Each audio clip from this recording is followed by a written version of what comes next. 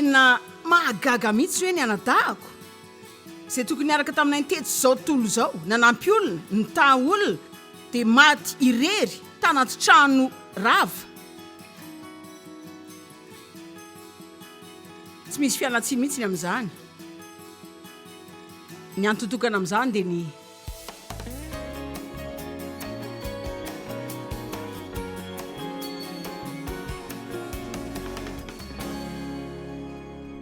misaotra tompony amin'ny teny androany izay rehetra ataonao anay sy nataonao anay mangataka anao mba hanampy anay hitory izany marina sy hanampy ny olona andre izany sy handray izany ho ao aminy amin'ny anaran'i Jesosy. Hitanareo adiniko ny tendreo olona ao aorianao fa anao ny afatry farany eto androany alina raha tokony ho ny maraina ka izay ho tokony ataoko ny maraina dia ataoko androany alina ary izay saika ataoko ny alina dia ataoko maraina. Amen. Tsy haiko loatra ny anazavana izany aminareo fa matetika za manao fandaminana dia mipetraka mianatra any dia ohatrany hoe misy zavatra tsy mety amin'ny fampianarana ray indray ka izaho mino. Andriamanitra mahalala ny olona amin'ny toerana ray amin'ny fotoana ray ary izy manome teny marina ao am-poko ho andreo olona ireo. Ndao jerena Andromana 2:12 resaka mikasika ny saina isika sy ny fomba hanafihan'ny Satana antsika ao anatiny ao. Romana 2:12 mbola misy olona mananady ao an-tsainy ve zao ao anaty eritreritra ao. Hitanareo zao Andriamanitra manova antsika foana ary ny fanavaozana ny saina dia fitomboana mila fotoana izany. Raha miezaka tsara sy matotra isika dia afaka mianatra ny fomba fisainan'Andriamanitra sy ny fomba fitenin'Andriamanitra. Zao tiako azonareo tsara izany. Afaka mianatra ny fomba fisainan'Andriamanitra sy ny fomba fitenin'Andriamanitra isika. Ny Baiboly milaza fa efa nomena ny saina tao amin'ny Kristy isika. Vasainy kely izany. Afaka mianatra ny fomba fisainana izay nampiasain'i Jesosy isika. Romana 2:12 dia soratra masina izay tokony ho hay sy fantatry ny mpino tsirairay avy ny heriny. Aza manaraka ny fanao zao tontolo zao. Aza mitovy amin'ny zareo. Fa miova tanteraka. Izany midika fiovana tanteraka. Firy aminareo zao no te hiova tanteraka. Miova tanteraka amin'ny alalan'ny fanavaozana ny saina. Amin'ny fanavaozana ny sainao amin'ny alalan'ny toetra ny vaovao sy ny fomba ny vaovao hamantaranareo ny sitrapon'Andriamanitra. Dia izay tsara sady akasitrana ny marina izany midika tanteraka fa afaka ny anandrana ny sitrapon'Andriamanitra tsara eo amin'ny fiainana isan'andro ianao. Hitanareo za tsy te resaka fotsiny teny fikasan'Andriamanitra. Za tsy te hanonofo fotsiny teny fikasan'Andriamanitra.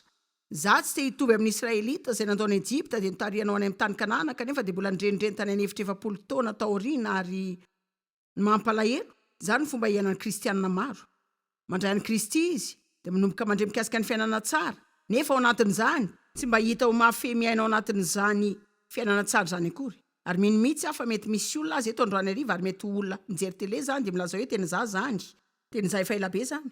Mankany am-piangonana ihany aho dia tian'Andriamanitra. Dia za zany hoe mamonjy seminera rehetra mandeha fivoriana sy ny lasy rehetra. Dia nahazo CD sy kasety koa avy tany dia ny karazana boky rehetra dia mianatra sy mamaky aho fa mbola ohatrany tsy tena miaina amin'ilay fiainana akory aho. Ibedesiko ny devoly, roako ny devoly dia zao foana no ataoko tena mibedy aho mandra-pahareraky ny fibedesako tsisy fibedesana tsara tsony tavela amiko. Ary farany hitako ihany fa tsy tena ny devoly kay no tena olako tamin'izany fa ny toetrako sy ny fisainako kay no tena olako. Dia nanomboka nianatra ny Israelita sy ireo diany tany anefitra ary Andriamanitra nanome fahalalana izay nanampiasy ny olo-kafa anarivony ihany koa. Ny ankamaroany izany ny fototry ireo boky nosoratako izay nivakiany maro anisa aminareo ilay tsony hoe sanadiny saina. Ilay fisainana izay nazona ny fahavalony azy ireo tany anefitra. Dia ohatr'izany fisainantsika hoe ka raha tsy ho amin'ity moa na tsy ho amin'izany moa izany raha tsy arana izany moa raha mba nanana fahazazana hafa mantsy aho, raha mba navita fianarana lavitra mantsy aho, raha mba navelany devoly amin'izao mantsy aho, raha mba nanambady aho zao, raha tsy nanambady aho zao, raha mba tsy ampitondray ny zanak'olona betsaka zao. Dia saiko zavatra eo amin'ny fiainantsika daholo izany. Dia verinizy ireo fa izany no fahavalony. Fa afaka manapirofo soratra masina aminareo fa izany ny fahavalony. Fa ny toetran'izy ireo ihany izany. Ary ny toetranao dia miainga avy ao amin'ny eritreritra ao. Ny toetrako dia miainga avy ao amin'ny fisainako. Ary ny toetranao dia miainga avy ao amin'ny fisainanao. tsy misy fomba hafa ahafahanao mialana eny efitra ho any amin'ny tany Kanana afa tsy ny fianaranao ny fomba fisainana takan'Andriamanitra amin'ny saina sy miteny takan'Andriamanitra amin'ny teny. Tsy afaka miteny izay tsy ao an-tsainao ianao, tsy afaka miteny izay tsy ao amin'ny fihetseponao, fa mila miteny amin'ny finoana ianao, mifanaraka amin'ny tenin'Andriamanitra. Ny zavatra voalohany tiako resahana zao ny fisainandiso matetika ananan'ny olona dia ny hoe ny lasako dia manimba sy mamaritra ny hoaviko. Tiany miantoka anareo androany hariva fa na manaona karazana lasanao tany, na manaona zavatra vitanao tsy nety tany amin'ny lasa tany, na manaona karazana talenta amin'ny fahotana vitanao taloha, na manaona zavatra natao anao, na manaona fandratrana sy fanambaniana nataon'olona anao, na manaona ara tsy mpiainana iainanao taloha, tsy voatery akasika no avinao mihitsy zany rehetra zany. Tsy voatery.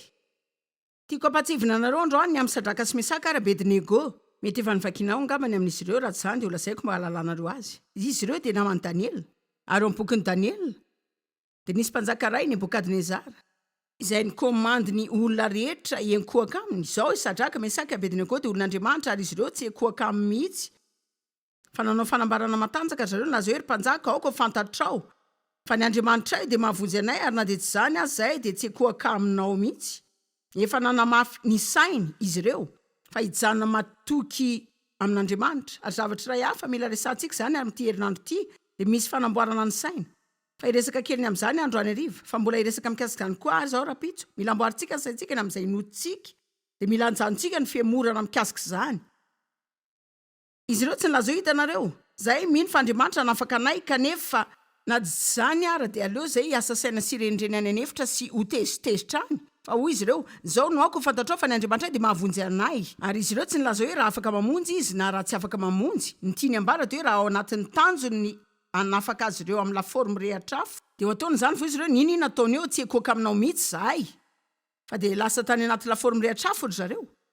Ary ny mpanjakana nafana laforo afitoeny mihoatra ny mahazatra hatrizay. Dia ny fatorany tongotra aman-tanana zareo dia natsipiny tao. Ary ao amin'ny ray amin'ireo andinindreo tena mahagaga zany voalaza fa ny mpanjaka nijery tao amin'ny laforo ka indro nisy lehilahy 4 tao anaty laforo. 3 no nalatsany tao dia mahita 4 izy zao. Ary tsy hoe misy olona 4 fotsiny ao fa zareo koa tsy misy mifatra tsony. Vova daholo zareo ary tiako zany satria matetika ao anaty laforo ny fijaliana no amahana ny fatorantsika. Ao sika no tena mianatra ary mila mianatra ny fomba fatokinan'Andriamanitra amin'ireny fotoana ireny ka tsy manamavo zany. Matoky an'Andriamanitra tsy amin'ireo zavatra tsara amin'ny fiainanao ihany fa matoky azy ny amin'ireo zavatra ratsy eo amin'ny fiainanao koa. Pasteur Mike izay miaraka amiko eto, zay sizy niresaka mikasika ny zavatra izay nandalovanay niaraka tamin'ny karazan'olona taona maro lasa izay ary zany dia tena zavatra enjana sarotra ary hitanareo zao tsisy na dia ray aminay aza anakalo zany fitsapana zany amin'ny zavatra hafa satria tena nanampy anay ho amin'izao zao zany. Nanampy anay ho lasa izay amin'izao fotoana izao. Fa ny zavatra izay tiako zaraina aminareo mikasika ny Sadraka sy Mesaka ary Abednego dia hoe ny Baiboly milaza fa rehefa nivoaka avy tao amin'ny laforo izy ireo dia tsy nahinoana fofonafo akory tamin'izy ireo. Hitanareo zao, za dia nivoaka avy tamin'ny fahalalany raiko niverimberina efa 15 taona eo dia miverina ary hitanareo zao tsy nahinoana fofonafo akory.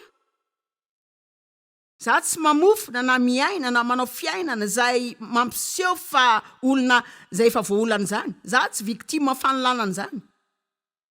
Za tsy victime manjavatra zany fa mpandresy ao amin'ny Kristia. Amen. Ary everiko fa betsaka ny olona zay nivoaka avy tamin'ny olona maro ary mbola hinona fofona ihany manaraka azy ireo. Ary tiako ianaranareo androany fa tsy voatery isy tavela amin'ny lasanao foana zany ianao. Tsy voatery tsy maintsy hitovy endrika amin'ny lasanao zany ianao, amofina ny lasanao, hiaina tahaka ny lasanao. Tsy voatery aneo ny tenanao amin'ny alalan'ny lasanao ianao, tsy voatery anany amin'ny lasanao zany ianao. Satria rehefa mamela heloka antsika Andriamanitra dia adinony tanteraka izany fa fanomandrak'izay izany.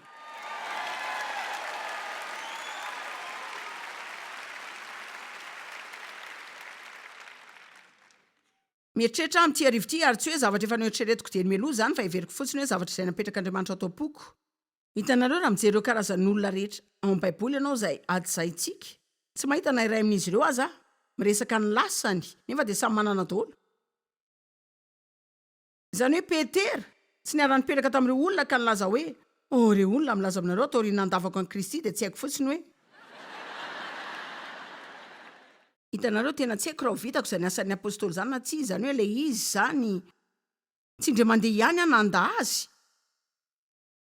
nandazy efinitelo a dia zao naditra dia niteny ratsy a dia eo amin'ilay fotoana tena ilainy ahy mihitsy dia navelako teo izy nefa betsaka ny zavatra efa nataony aho. Tsy mbola nahita zavatra ohatr'izany a ao amin'ny baiboly. Izany hoe Petera niady hevitra na niresaka n'izany tsony ary everiko fa misy fahalalana izay ilayntsika takariny izany androany hariva. Ny fotoana tokana nandrenesana ny Paoly niresaka ny lasany dia tamin'izy niresaka mikasika ny fahalehibeazan'ny fahasoavan'Andriamanitra, namela heloka azy sy nampiasa azy amin'ny maha izy azy. Ary marina izay no antony manakana tsy dia resaka loatra ny lasako fa tsy ny ampafantatra anareo fa ninona olana efa nandalovanao dia afaka mandresy izany ianao sy mbola afaka manana fiainana lehibe hatrany. Paoly zao dia mpanenjika kristianina, mitady izay fomba hitoram-bato ny kristianina izy. Fa izy tsy mba ndresaka mikasika ny hoe reo olona ahoana ary mba ampiasan'Andriamanitra tsy haiko aloha e. Tsia, dia ahoana Davida mpanjaka? Namono olona, njangajanga, niaina tamin'ny fahadisom-panantenana herintaona taorian'izany, tsy manandray andraikitra akory ny amin'izay nataony tamin'izany fa tsy nipetrapetraka teny izy ka nilaza hoe zao reo olona taorian'izay vitako izay azoko antoko fa tsy ho mpanjaka. Marina mba saino kely zao. Tsisy iray amin'ireo olona izay dia raintsika ireo nanaiky ny lasany animba azy zany. Fa raha vao mamela ny lasanao mikasika anao ianao dia tsy afaka ankafino avy izay ananan'Andriamanitra ao anao. Ary tsy mampanina azy zany na ireo lasanao tamin'ny ianao mbola 5 taona na lasanao vao tamin'ny maraina na izay mety zavatra diso nataonao tamin'ny maly. Fa vao isa maraina ny famindrampon'Andriamanitra ary ilayntsika ny mianatra mampiasa sy mampiatra izany amin'ny fiainana. Tsy afaka miaina amin'ny fanenena tany amin'ny lasy sika. Tsy afaka miaina amin'ny fanenenana tany amin'ny lasy sika. Ny fanenenana dia hitroka ny fiainana rehetra avy aminao. Ny tahotra dia hitroka ny fiainana rehetra ao aminao. Fa mianara ny fiainana amin'izao. Izao ny finoana dia fatokiana ny zavatra antenaina, fanehoana ny zavatra tsy hita. Ny fotoana tokana izay fantatsika fananantsika dia ny amin'izao ny omaly efa lasa, tsy afaka mamerina izany a. Jesosy tsy nilaza hoe zaho lehibe taloha.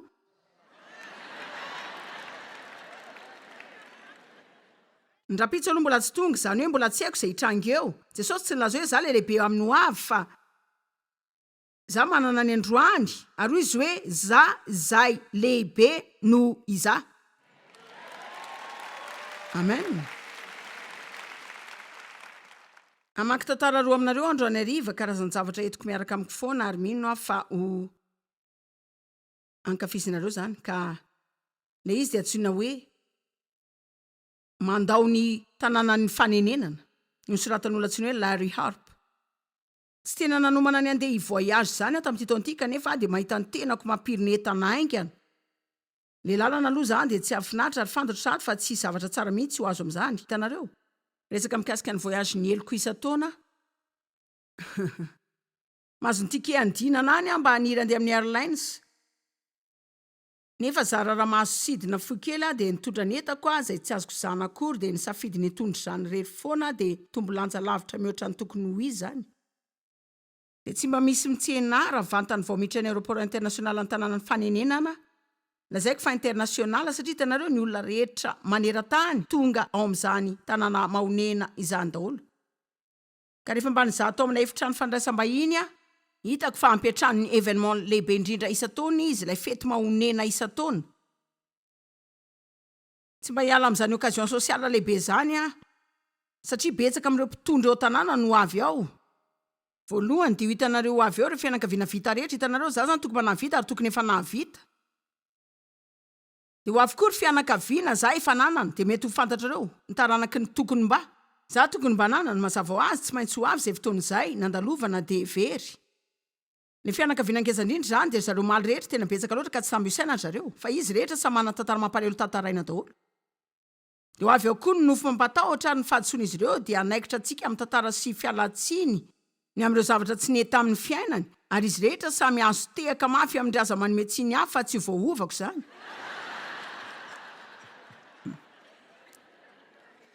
Mba hanafoizana ilay tantara lava nandeha tamin'izany fety mampiasa saina izany nalala fa tsy hisy tombotsoa amin'ny fanaovana azy mihitsy. Ary tahaka ny mazatra vao mainka tena lasa dala fa misaina mikasika ireo tantarany tsy fahombiazana rehetra tany amin'ny lasa. Fa nitranga tamiko izany hoe ireo voyage rehetra narahina fety mahonenaka dia afaka najanoko daholo. Nanomboka nafantatra marina amin'izay fa tsy tokony ho tany akay. Tsy voatery asa saina izany raha amin'ireo zavatra mijanona ao an-tsaiko ao tsy afaka manova ny omaly fa manana ny hery ahafana manao ny androany ho andro mahafinaritra. Afaka ny faly ravoravo afapo ampahirezina no sady mampahery koa. Amin'ny fahalalana izany dia nandao ny tanàna ny fanenenana avetrany ary tsy niazo nady resy-tany na dia ray aza.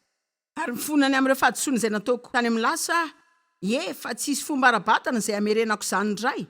Ka raha mieritreritra ny voyage hivenany amin'ny tanàna ny fanenenana nareo tonga dia hajanony avy hatrany ny réservation zao. Fa zao no ataovy manaova voyage amin'ny toerana antsony hoe manomboka indray. Tena tiako lavitra izany. Ary zaza zao manao trano hipetrahana tanteraka mihitsy. Ny mpiara-monina amiko dia radiniko ny momba ny tenako sy ny fanombohana vaovao, izy ireo tena manampy ahy mihitsy. Hoay saika adiniko ianao tsy mila milanja entana mavesatra be zany satria ny vesatra dia sorona misorika raha vatany vao tonga ianao. Hotahin'Andriamanitra nareo ahizany tanàna tsara izany. Ary raha afaka hitanareo zany raha omponareo zany, mba jereo kely ange za mipetraka eo amin'ny rio afaka ataoko zany. Amen. Ka ny fahadisoana lehibe voalohany ataon'ny Israelita izay tsy tiako ataonareo dia hoe aza very Satana no ameno sainareo amin'ny eritreritra mikasika ny fomba tsy hafanareo mandresy ny lasanareo mihitsy. Hoe tsy resinareo mihitsy zany. Hoe tena sarotra mihitsy zany. Hoe tsisy andeha amin'izay loany zany hoe efa vita mihitsy ny aminao. Hoe be loatra ny fahadisoana vitanao. Tsy hisy zany tara loatra anomboana indray zany. Amen. Aza mba misaina izany hoe tsy andresy lasako mihitsy ny endrika fisainana diso larana faharoa. Mba ataovy kely ho azy zany azafady fa tsy tompona andraikitra. Zany zao dia olona manana toetra teo-pitondra. Tiano azo ny zavadrehetra nefa tsy tianao izay tokony atao izy mba azony zany.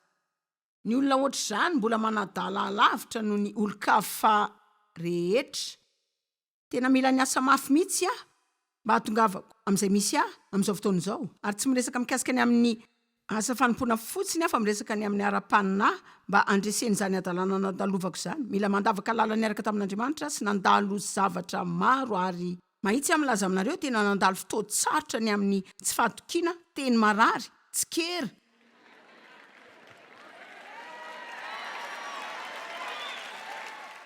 Ampatsorana ny lezako aminareo nandreraka mihitsy zany. Ho ajanonareo koa zany.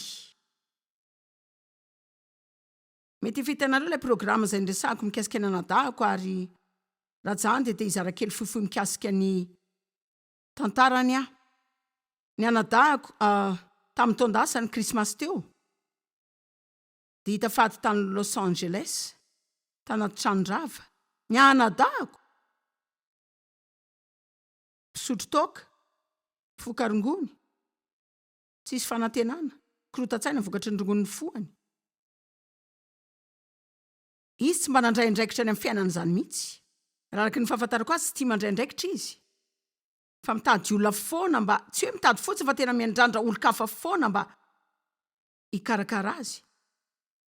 Efa nisy fotoana Zasidevy nandany efa taona sy vola betsaka taminy fa izy zany hoe hita ny etsara izy. Dia niasa ao anay izy dia nandeha voyage teny an-dalana niaraka taminay. Ny sasany aminareo zao mety nahita azy. Raha efa taona no efa nanatrehanareo ny fivoriako tovolahy tsara tarehy izay. Ny anarany dia David. Ary izy dia lehilahy tena tsara tarehy sy ranjanana tokoa. Zandriko 10 taona teo izy. Zany hevitra hoe efa tena mba niova izy zany fa hitanareo. Niara-niaina taminay izy ka rehefa nangatahanay izy mba hipetra-drery izay hitanay fa efa fotoana tokony hanaovana izany teo. Dia nanomboka ny totongana daholo indray ny zavadrehetra, ny zavatra tokana mba mety ataony dia rehefa misy olona mampanao azy zavatra foana. Ary la zavatra aminareo na hoela na hoaingana dia mila mianatra mitondra ny tena tsikisika. tsy afaka mendrandra olo-kafa anadio ny lotontsika foana sika, hitady teno atsika, hivavaka ao atsika, anao ny zavatra ao atsika. Ary milaza tsotra aminareo na zany ianao na koa mety olona fantatrao, na hoela na haingana dia tsy maintsy amela olona rery nareo zay hitondra ny tenany rery, raha tsy zany dia ampisy-klema azy nareo. Ny farany natakatra fa raha tsy manampy azy eo taoriana nefa taona dia tsy matady fanampiana mihitsy izy zany. Zao lasa izy dia nifindra tany Arizona, efa mpandehany foana izy toy ireny hoe rehefa te hiafiny reny dia tsy nandre momba azy mihitsy taona maro ny fotoana tokana ambany resako momba azy, dia rehefa miditra ponjy izy dia na misy olana zay dia eo izy mitady vola, mitady andefa volany aminy, dia avy eo koa izy sy ny vehivavy miara-mipetraka aminy mitady hanokatra konty amin'ny banko azy ireo ka hoe isam-bolana dia androtsaka vola ho azy ireo ivelomany. Hoy aho hoe adalanganareo olona mitady olo-kafa trano mba ho tompona andraikitra amin'ny fiainany, tena toe-tsaina tsy mendrika zany. Ary betsaka amin'izany zao ankehitriny eto tany dia misy zany koa eto Amerika ary fisainana mamofony zany ary tsy misy momba an'Andriamanitra mihitsy amin'izany. Ary tsy hoe fisainana mamofona fotsiny ihany fa tena fisainana mampidoza, satria ny Baiboly milaza fa mijinja izay ahafavintsika sika, fa nateraka mba hiasy sika, nateraka ho tompona andraikitra sika. Raha misy olona tena mila fanampiana marina dia tokony ampitsika ry zareo, fa zany dia zavatra samy hafa tanteraka. Mihoatra ny toe-tsaina tsy mendrika izay tadavin'ny olona rehetra andoavako zavatra. Tadidiko ny fotoana nijerevany anadahako ary tsy hoe manao izay tsy anajako azy akory. Niteny tamin'ny Devy tamin'ny nahitana ny fatiny hoe ndeha mba hianatra zavatra avy amin'ny fiainany dia izarany fiainany mba hanehoana amin'ny olona ny mahasamihafa ny olona roa izay niara-nitezaina tao anaty trano ray ihany. Ary zaza mbola nao mavona lavitra noho izy, fa taoriany ny fahafatesany dia nalefan'izy ireo taty amiko ny entany manokana sy izay rehetra navelany teo amin'ny fiainany, izay atonina teo amin'ny valopy mavo salatsalany afaka tazoniko ambony amin'ny valopy eto ny fiainany. Fa Andriamanitra mamela anampy olona maro maneran-tany. Zany tsy midika hoe manokana fa izy tsy ohatr'izany, na hoe za manana tombontsoa koa fa izy tsy ohatr'izany, fa satria zany nanapa-kevitra ny anompo an'Andriamanitra fa tsy nivavaka fotsiny fa hanao ny anjarako ihany koa.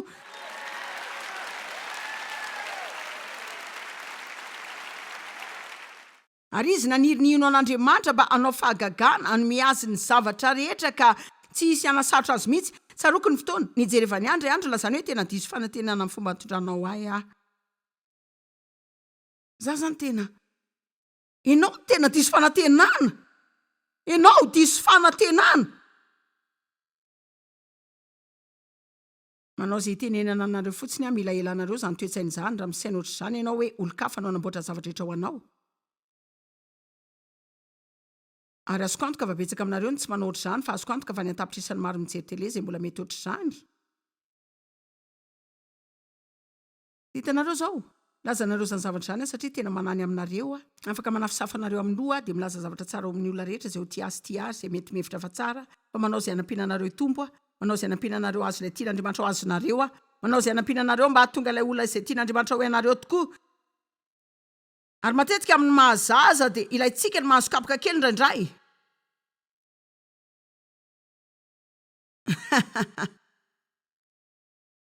Te mba hiaro ny olo-kafa mba tsy afara tahaka ny an'ny anadahako. Tena mahagaga mihitsy hoe ny anadahako izay tokony niaraka taminay niteto zao tontolo zao, nanampy olona, nitaha olona dia maty irery tanaty trano rava. Tsisy fialatsiny mihitsy ny amin'izany. Ny antony tokana amin'izany dia tsy mba hanaovany ny anjarany. Ary za mangataka anareo mba hanana taolan-damosina nareo amin'izay, ireo taolam-pandrinareo dia mitandava taolan-damosina. Amen. Dia manapa-hevitra fa raha mitaha olona Andriamanitra dia mitaha ihany koa izy, fa tsy miankina amin'Andriamanitra daholo zany rehetra zany, fa mpiara-miasa amin'Andriamanitra ka hifaiko ny anjarako, Andriamanitra no miha hery mba hahavitako ny anjarako.